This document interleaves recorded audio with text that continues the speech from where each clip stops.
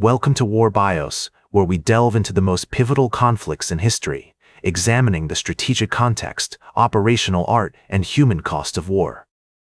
Today, we're going to explore one of the most decisive battles of the Korean War, the Battle of Pusan Perimeter, fought in the scorching summer of 1950. This battle was a crucible of modern warfare, where the fate of South Korea hung precariously in the balance, and the United Nations coalition, led by the United States, faced its greatest challenge since World War II. The division was a result of the Yalta Conference, where the Allied powers agreed to temporarily occupy Korea until a unified government could be established.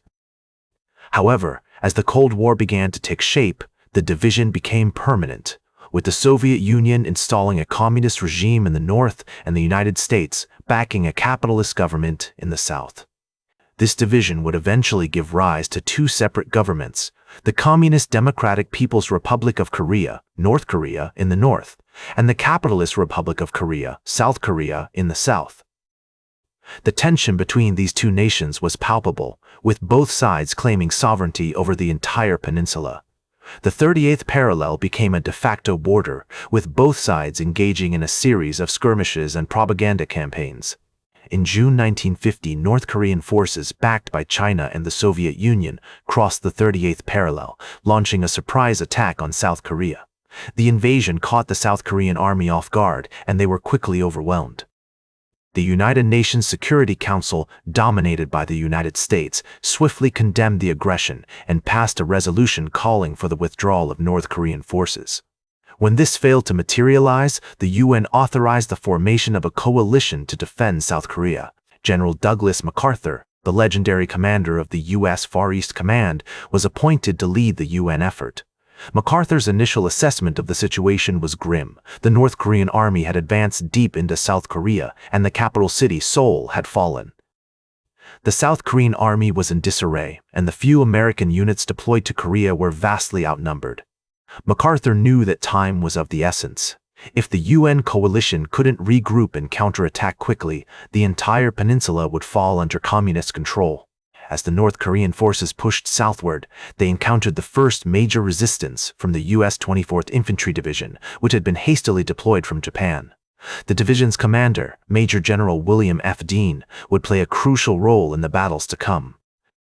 Despite being outgunned and outnumbered, the 24th Infantry Division managed to delay the North Korean advance, buying precious time for the UN coalition to mobilize its forces. The U.S. 24th Infantry Division was a battle-hardened unit, having fought in World War II's Pacific Theater. However, they were not equipped to handle the ferocity of the North Korean attack. The division soldiers were still adjusting to the sweltering Korean summer, and their equipment was not suitable for the rugged terrain. Despite these challenges, they dug in and prepared to face the enemy, knowing that their sacrifice would give the UN coalition a chance to regroup and counterattack. Meanwhile, the U.S. Navy and Air Force were rapidly building up their presence in Korea, with aircraft carriers and bombers arriving from bases in Japan and the Philippines.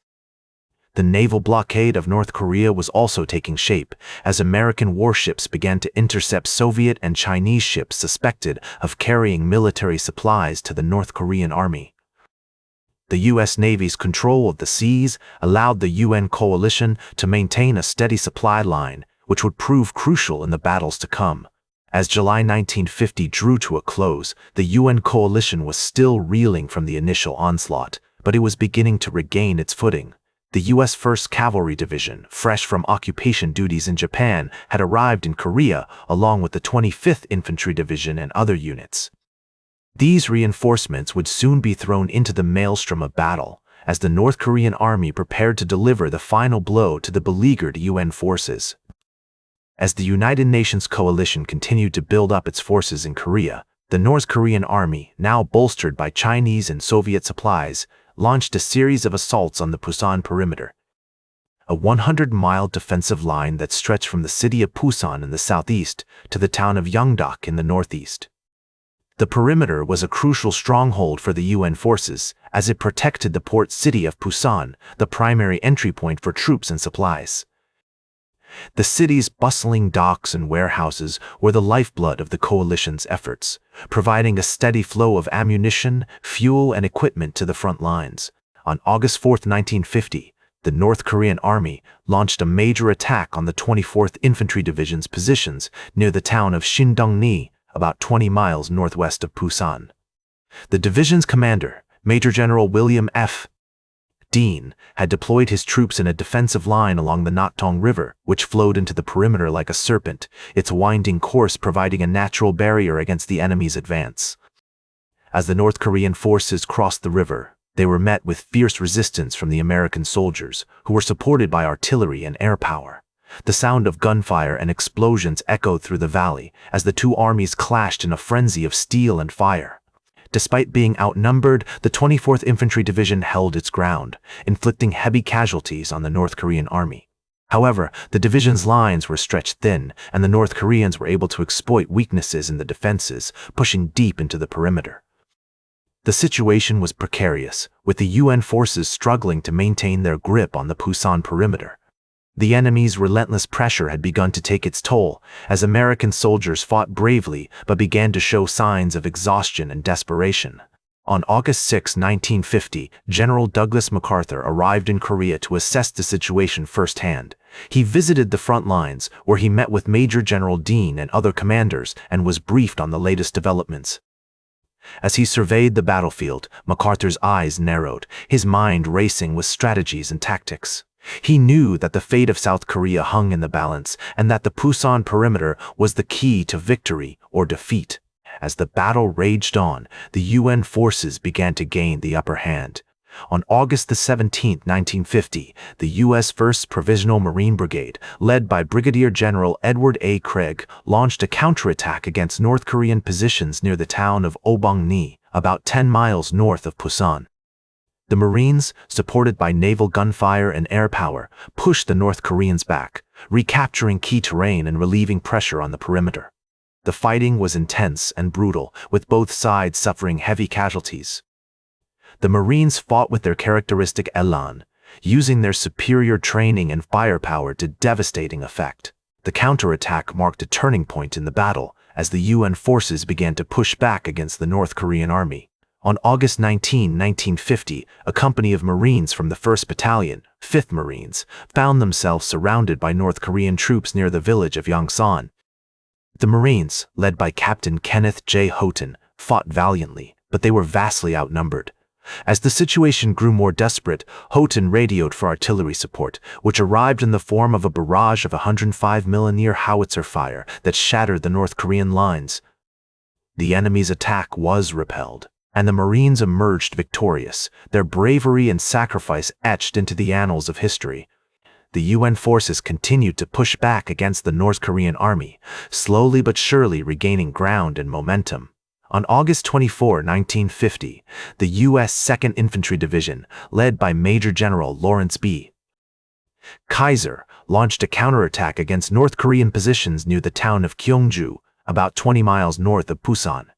The division's troops, supported by tanks and artillery, broke through the North Korean lines, pushing deep into enemy territory. The fighting was fierce, with both sides trading blows and neither gaining a decisive advantage.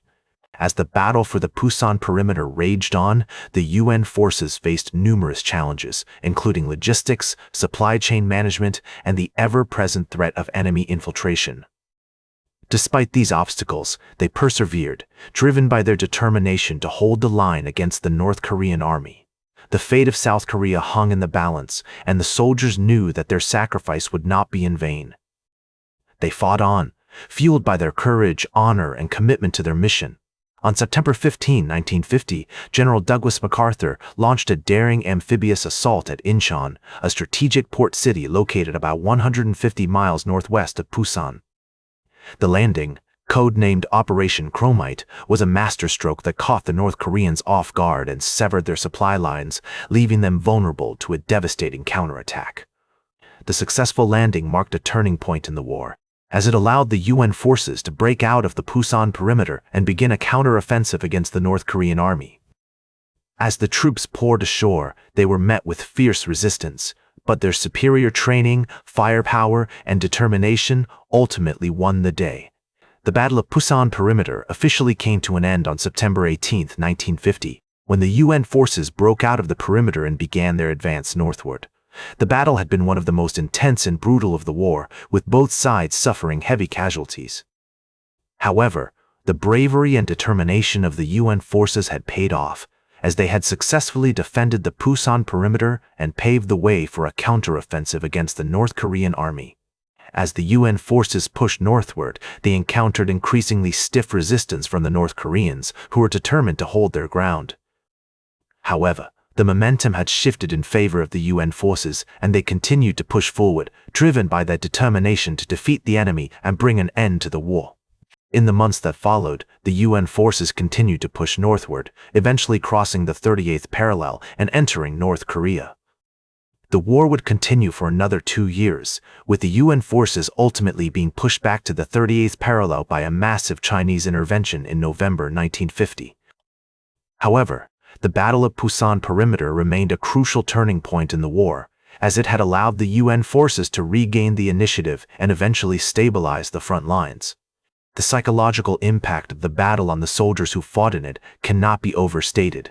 The intense combat, the constant bombardment, and the ever-present threat of death or injury took a heavy toll on their mental health. Many veterans of the battle would later speak of the trauma they experienced, the fear that gripped them as they faced the enemy, and the sense of camaraderie that developed among them as they relied on each other for survival.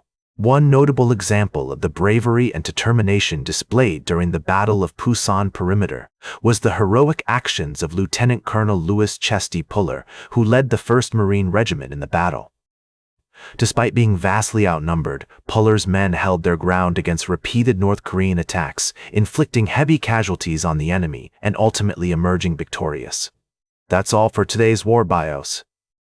Remember to like, share, and subscribe. And until next time, I'm General Biography reminding you to keep marching toward victory.